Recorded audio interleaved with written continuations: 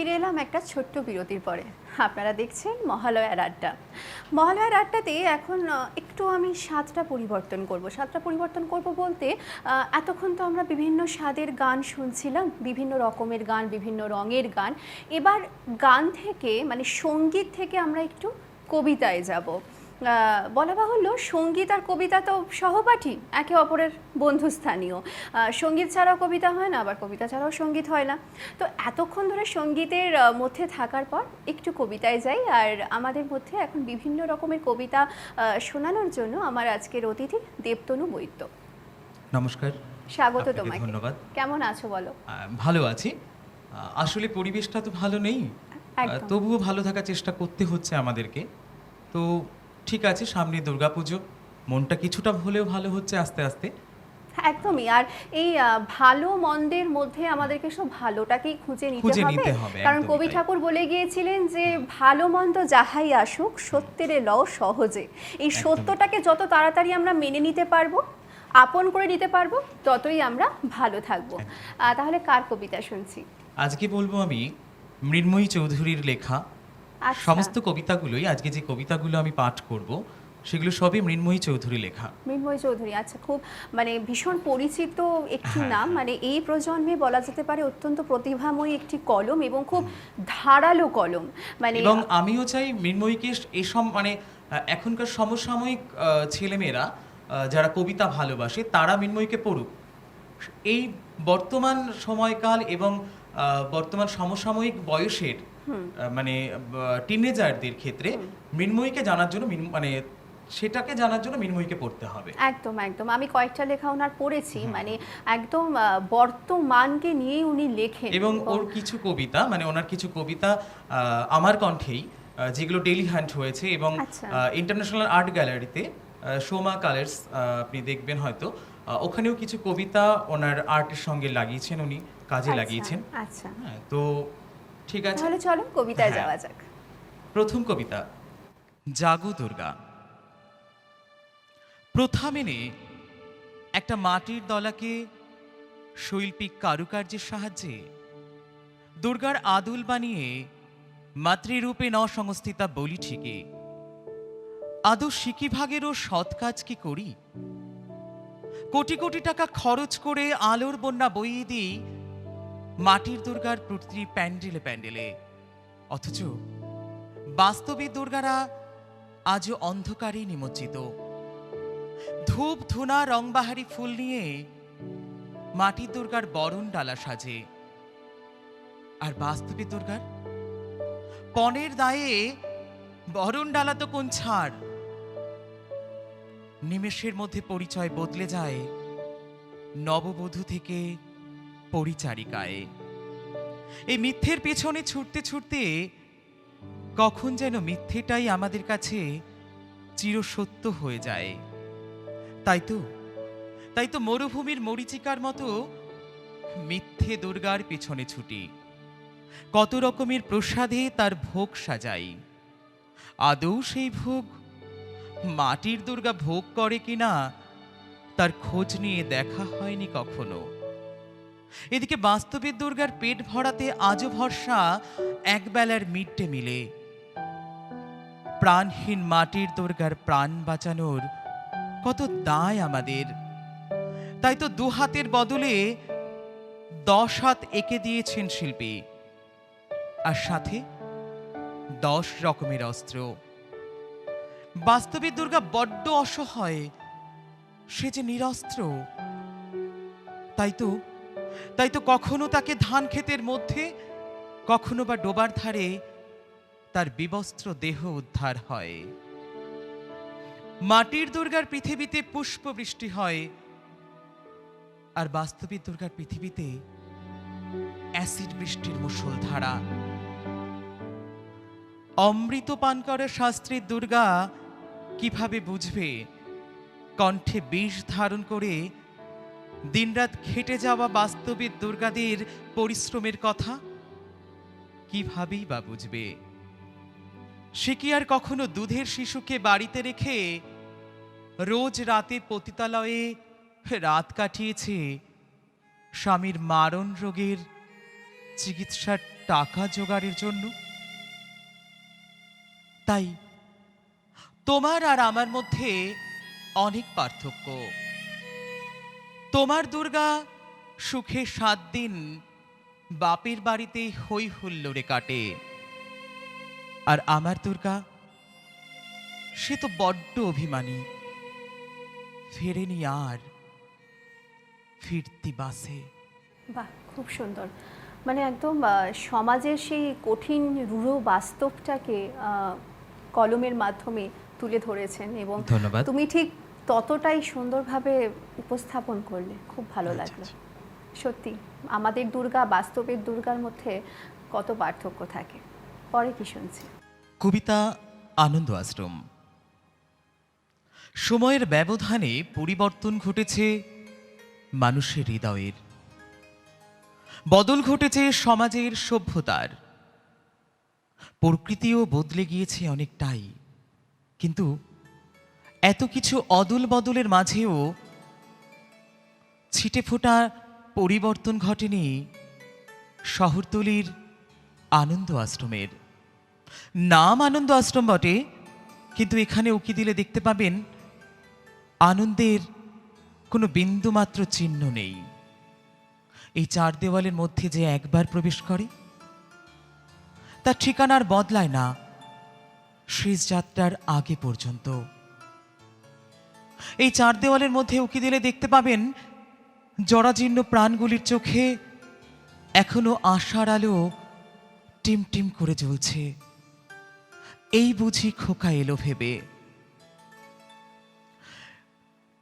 বয়সের ভারে যুবথুবু হয়ে যাওয়া বৃদ্ধ নিরুপমা দেবীর মুখের উপর ছেলে বৌমা যবে থেকে দরজা বন্ধ করেছিল তবে থেকে তার ঠাঁই হয়েছিল এই আনন্দ আশ্রমে। নিরুপমা দেবী এখনো প্রতি রাতে ঘুমোতে যাবার সময় মনে পড়ে খোকন তার কোলে মাথা রেখে তার গাওয়া গান শুনতে শুনতে ঘুমিয়ে পড়তো পরম শান্তিতে। হ্যাঁ, সেই গান, ও তোতা পাখিরে শিকল খুলে উড়িয়ে দেব আমার মাকে যদি এনে দাও। হ্যাঁ, এই গানই তো। এই গান শুনে খোকন তার মুখ চেপে ধরতো আর বলতো, তোমায় কেউ নিয়ে যেতে পারবে না মা।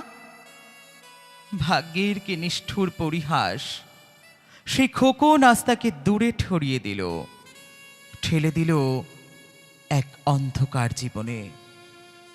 নিরুপমা দেবীর মতো এই আশ্রমে অনেক বৃদ্ধ বৃদ্ধারা থাকেন। কারো মেয়ে বলেছিল, মা এখানে কিছুদিন থাকো, আমি কোয়ার্টার পেলেই নিয়ে যাব। 4 বছর কেটে গেছে।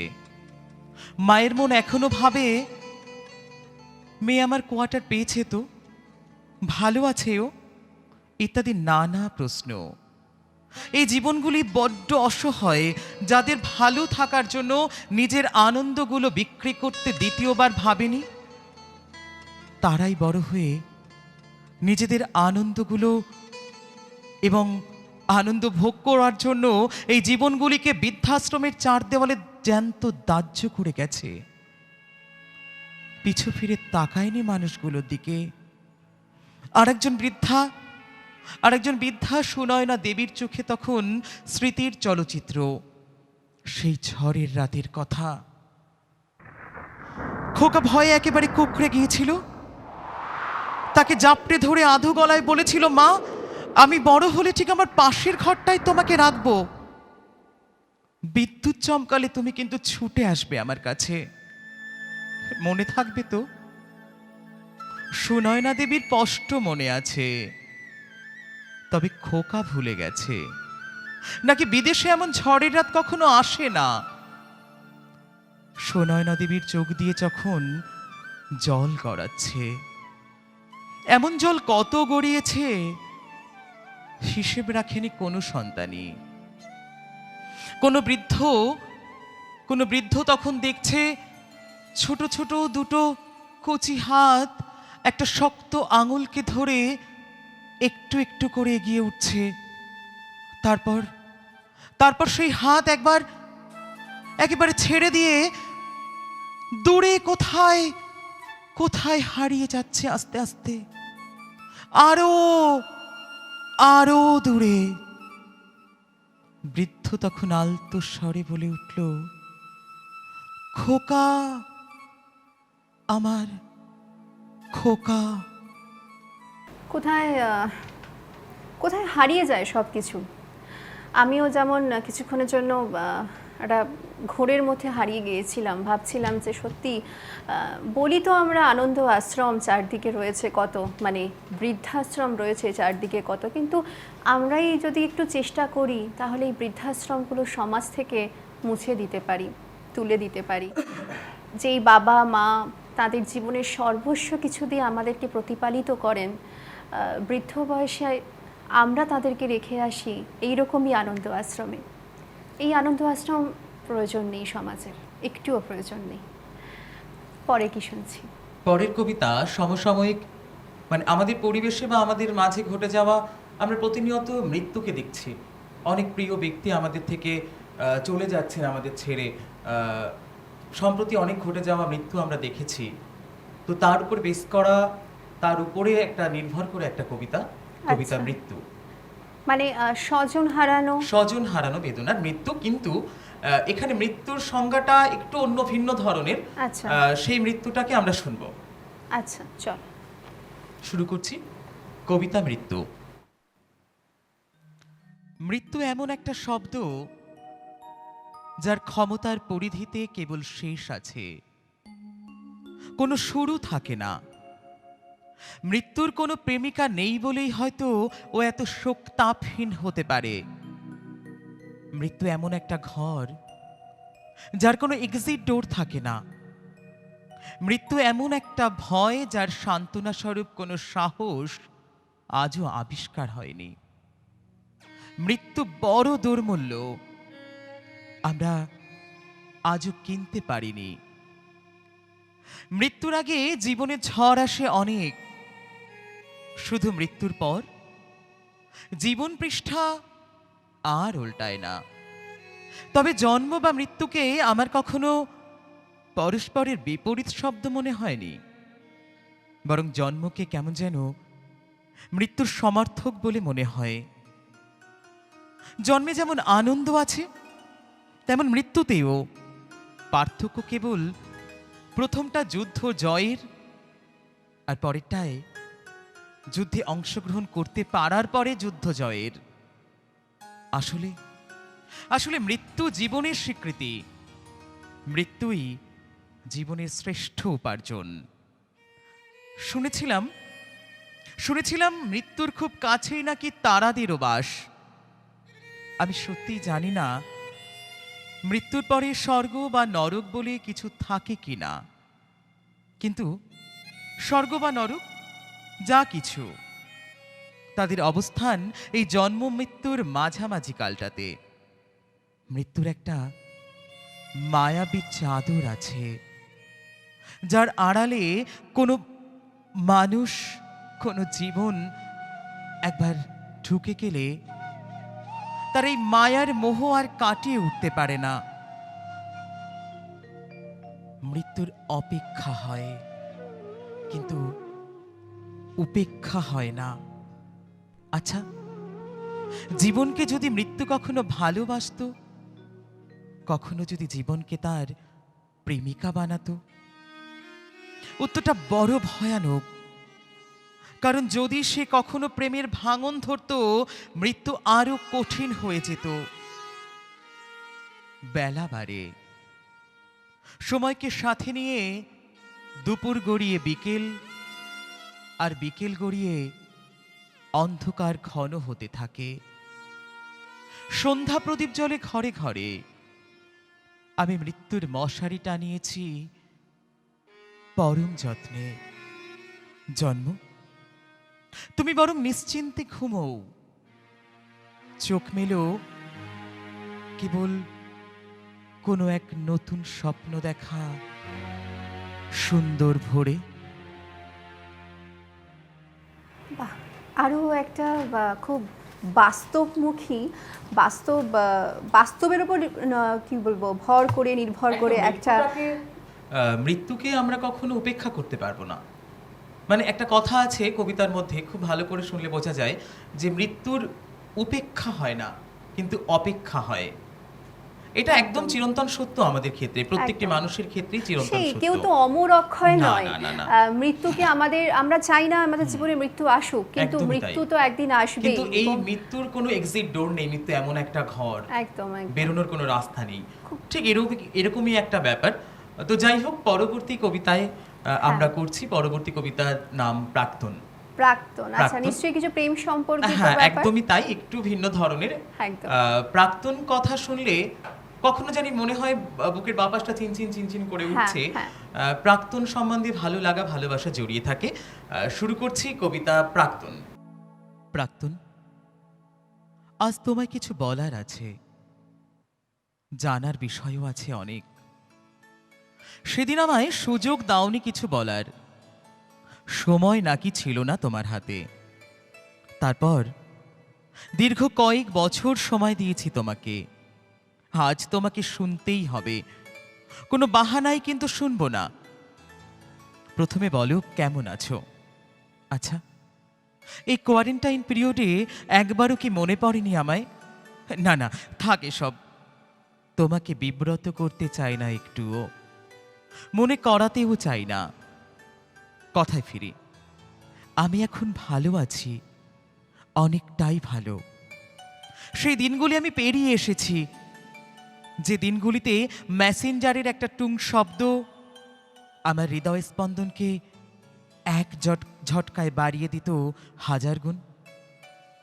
যে দিনগুলিতে কোনো অচেনা নম্বর থেকে ফোন এলে আমার চারপাশটা কেমন যেন স্তব্ধ হয়ে যেত। যে দিনগুলিতে স্যাড এন্ডিং মুভির সাথে নিজেকে ভীষণভাবে রিলেট করে কেঁদে ফেলতাম।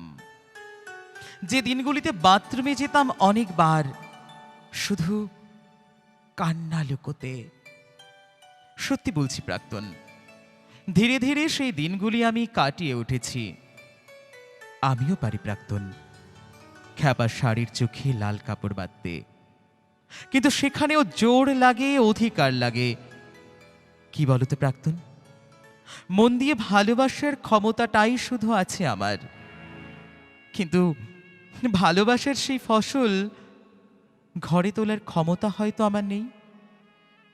তবে কি বলতো, তোমার চোখে যে অসম্ভব স্পর্ধা আছে, তা আমি আজও উপেক্ষা করতে পারিনি। প্রাক্তন, তুমি খবর নিয়ে দেখো, কত নারীর চোখের ঘুম যে আমি কেড়ে নিয়েছি। সেই আমি কত রাত বিনিদ্র অবস্থায় কাটিয়েছি, হিসেব নেই তার। না, এখন এসব ভুলে গেছি। শুধু যখন রোজ অফিস ফেরত পথে চেনা গোলাপের দোকানটা চোখে পড়ে, তখন তোমায় মনে পড়ে হঠাৎ আসা বৃষ্টির মতো। তোমার দেওয়া প্রথম গোলাপটা এখনো ডায়েরির ভাঁজে রাখা আছে, ওটা আমার ভীষণ প্রিয়। তোমার জন্মদিনের তারিখটা মনে আছে এখনো, তবে আগের মতো ওই দিনে আর এতটা উতলা হই না। ও, কথায় কথায় বলাই হয়নি, নতুন ফ্ল্যাটে একাই থাকি। রান্নাঘরের ঠিক পাশেই বাথরুম, আর পূর্ব দিকে বড় খোলা ব্যালকনি, ঠিক যেমনটা তুমি চেয়েছিলে। রোজ বিকেলে ব্যালকনিতে এসে দাঁড়াই, আর পরন্ত বিকেলের রোদ পিঠে এসে পড়ে। কিন্তু তুমি জানো, এই রোদের উত্তাপ সকালের মতো নয়, এই উত্তাপ ক্রমশ কমে, ঠিক আমাদের সম্পর্কের মতো। প্রাক্তন, তুমি কোনোদিনও জানতেই পারবে না তোমার সব প্রিয় জিনিসগুলির মধ্যে দিয়ে তোমার সাথে আমি কি ভীষণভাবে জড়িয়ে থাকি। জানো, তোমার মতো কেউ আমাকে মুখের উপর অসুন্দর বলেনি কখনো, তোমার মতো কেউ এতটা অবজ্ঞাও করেনি। প্রাক্তন, তোমার মতো কেউ এমন কঠোরভাবে আদরও করেনি কখনো। সবশেষে তোমার মতো এত সুন্দর মিথ্যে কেউ কখনো বলেনি আমায়। থাকে সব, কে কাকে কতটা মিথ্যে বলেছি সময় হিসেব রেখেছে ঠিকই। আমি অভিযোগের দরজা বন্ধ করেছি অনেক আগেই। দুজন দুজনকে চোখে হারানোর ভালোবাসাটা কয়েকটা ভীষণ ভুলে বসন্তগুলো রঙিন হওয়ার বদলে সাদা কালোই থেকে গেল। সময়ও কাটানো হলো না একসাথে। বন্ধুরা কতবার বলেছে সংসার পাততে, কিন্তু যে বালিশে তোমার আদর লেগে থাকবে না তেমন সংসার কি আমি কখনো চেয়েছিলাম? ভীষণ ভীষণ ভালো, মানে যতগুলো শুনলাম ততগুলো প্রত্যেকটা জায়গায় স্বতন্ত্র এবং সেরকম ভাবেই ভালো। একদমই তাই। মানে প্রাক্তন বলতে আমাদের ভালোবাসার মানুষ যদি সঠিক হয়, তাহলে লাস্ট লাইনটা যেটা, যে তার আদর ছাড়া আমার বালিশে তার আদর লেগে থাকবে না, সেরকম সংসার আমার দরকার নেই, লাগবে না। একদমই তাই। হ্যাঁ, আর যাই হোক, কথায় কথায় যে কখন চারখানা কবিতা শোনা হয়ে গেছে, অন্তিম কবিতা বাকি পড়ে রয়েছে সেটা তো বুঝতেই পারিনি। প্রথমবার তোমার কবিতা শুনলাম, প্রথমবার তোমার সঙ্গে আজকে প্রথম পরিচয় হলো, খুব ভালো লাগলো ওর সঙ্গে পরিচয় হয়ে, এবং বিশেষ করে যখন এরকম কোনো মানুষের সঙ্গে পরিচয় ঘটে, সাক্ষাৎ ঘটে, তোমার সঙ্গে পরিচয় হওয়া আমারও খুব ভালো লাগছে। হ্যাঁ, আমি সেটাই বলতে চাইছি যে মানে আমার মতো করে বা আমাদের মতো করে আমাদের দলের কোনো মানুষের সঙ্গে যখন নতুন পরিচয় ঘটে তখন মনে হয় না একটু শক্তিশালী হলো। মানে অ্যাকচুয়ালি মহালয়ের আড্ডাটা জমে উঠেছে, আর ঠিক এই কারণেই শক্তিশালী হলাম মনে হয় যে আমাদের দলে আরেকটু সংখ্যা বাড়লো, আমাদের দলে সদস্য সংখ্যা আরো বেড়ে গেল, আমরা শক্তিশালী হয়ে উঠলাম। খুব ভালো লাগলো তোমার সঙ্গে আজকে পরিচয় হতে, বিশেষ করে তোমার এই কণ্ঠস্বর অত্যন্ত ভালো, খুব ভালো। আর শেষ কবিতা কি শুনছি বলো? আসলে আমাদের সমগ্র পৃথিবী এখন করোনার আবহে চলছে, আবার মানে এই যে শব্দটা শুনলেই না মানে যত ভালো লাগা এতক্ষণ পর্যন্ত সব নিভে যায়, কিন্তু এখানে করোনাকে আমি দেখাবো অন্যরকম ভাবে। আচ্ছা, মানে করোনা আমাদেরকে সমস্ত কিছু বন্ধ করে দিয়েছে। সিনেমা হল বন্ধ, কারোর বাড়িতে যাওয়া বন্ধ, আত্মীয় স্বজন বন্ধ, এমনকি দুর্গাপুজো কেমন হবে আমরা এখনো জানতে পারছি না, বুঝতেও পারছি না, তবুও মনের ভিতরে আশা আছে। কিন্তু করোনা যেমন সবকিছু বন্ধ করে দিয়েছে, তার মধ্যে অনেক কিছু কিন্তু দিচ্ছে করোনা। সে কি কি দিয়েছে সেটাও বলবো। আচ্ছা, শুনতে থাকুন কবিতা রয়্যাল করোনা। আমার খুব চিৎকার করতে ইচ্ছে করছে। হ্যাঁ, ঠিকই শুনছেন, আমার খুব চিৎকার করতে ইচ্ছে করছে। চিৎকার করে চারিদিকে নিস্তব্ধতা ভেঙে দিতে ইচ্ছে করছে। পশু পাখির ডাক শোনা যাচ্ছে বটে, তবে তা প্রাণ খোলা নয়। খাদ্যাভাবে রাকুতি তাদের ডাকে স্পষ্ট। মানুষেরা কেমন যেন ঝিমিয়ে পড়েছে। কলকারখানা, যানবাহন সবকিছুর উপর যেন মরচে পড়ে গেছে। কতকাল হয়ে গেল প্রেমিকারা প্রেমিকের স্পর্শ পায়নি। করোনা, তোমার উপর আমার অনেক অভিযোগ। কত প্রিয়জনকে কেড়ে নিয়েছ, হিসেব আছে তার।